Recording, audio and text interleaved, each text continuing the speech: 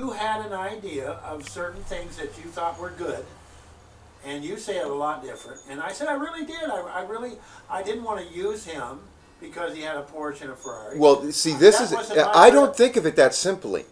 I think of it as you saw an opportunity, Unconsciously? but what happened was your opportunity, you got so excited about the possibility and the opportunity of, something happening that's good, that you put blinders on to the real challenges. I made a mistake, but I didn't do it with.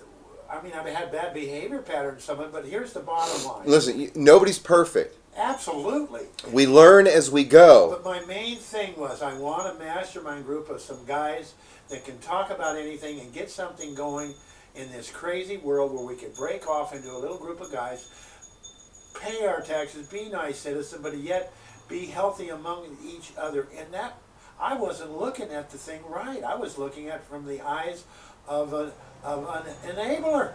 Well, for me, I was off track. well, you were looking from the eyes of somebody with your experience. Okay. That's true. Whatever that is. Yeah, and some part of your experience can be put under the category of enabler, but that does not mean you are an enabler entirely in everything you do. There's a book that came out 30 years ago. It's called Man the Manipulator. The Manipulator. It had a picture of a great big pie, and it was all cut, and then it had a pie scooper with taking out a piece of the pie. And all these little triangular cuts of the pie had different ways of manipulating people.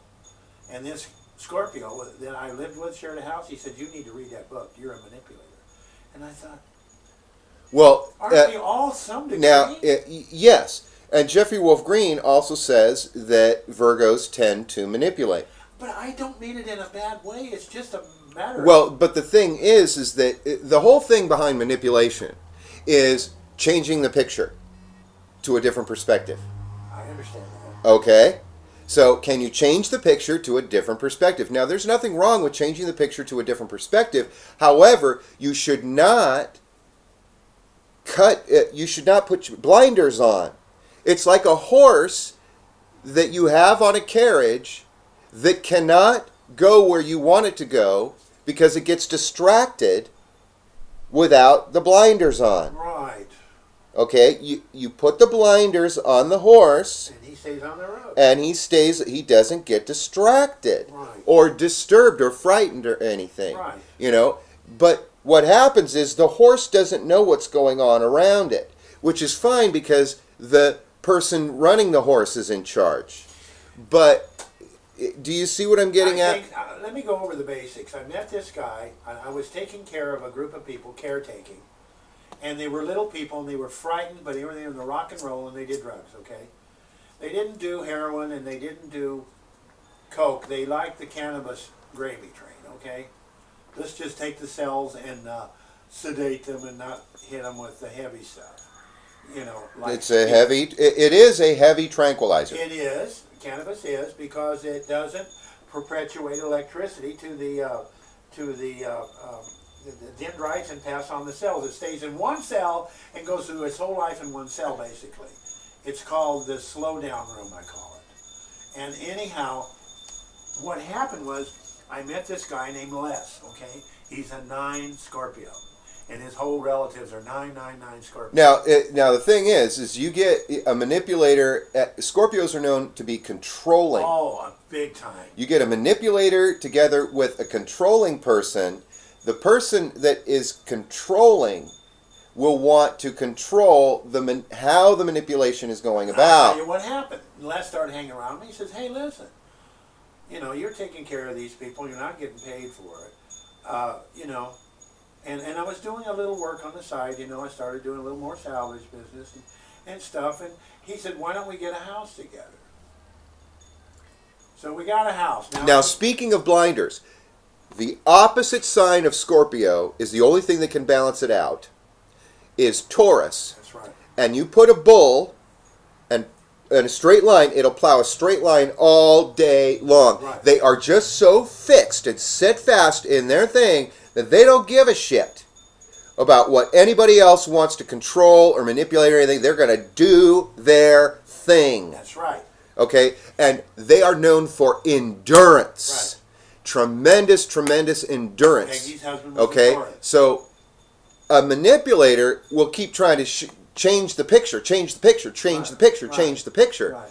And the controller will just control each different picture. But the Taurus mentality will say, screw your pictures. I am doing this. That's right. Okay? And it breaks free of both control and manipulation. That's true. But the price it pays is the frog in the well effect, where it only sees what's in the hole. Let me give you a bigger picture of this story, and I want to tell you this because it's all coming to me now in my life now at 67. Okay, so Les is his income comes from a place called Space Labs, San Fernando Valley. Now he did heart monitoring machines, and he was top in his field, and he also had this little habit of collecting what we call what the police have and the ambulance have, repeaters. So he had a whole house full of repeaters. And we had the old-time computers where it gave out the big sheet reads. And we had so much that we were on the computer all the time talking to all these colleges and think tanks that it ran down the stairs of the two-story house. The paper ran out of the machine. We got off to that. I don't know. Maybe it was a show-off thing. Maybe it was the marijuana. Well, he did a doob or two with us once in a while. Yeah. So, look at the paper flow. Let it grow, like Bob says with the Grateful Dead. So what happened, Damon, was I started doing salvage work. Okay, and he says, well, I know a guy's got a bunch of salvage. I says, Les, listen to me. The first thing you do when you bid salvage is you get you a can of paint and you write on there no or okay. No means you don't take that. And I went over everything 3 times with this guy, and he says, you can have this D6 blade. I said, right now I couldn't sell that to a person that needs it right now, but I can cut it up, and if you want to sell it, I'll do a bid on it. And I'll bid so much a ton, and I will give you the money per ton that I bid and give you receipts from the salvage. Yeah, you did it all right. Yeah, I did it right. And they looked at each other, and that was one of Les's friends that he never really introduced me to. So I wrote, okay, so I cut that thing.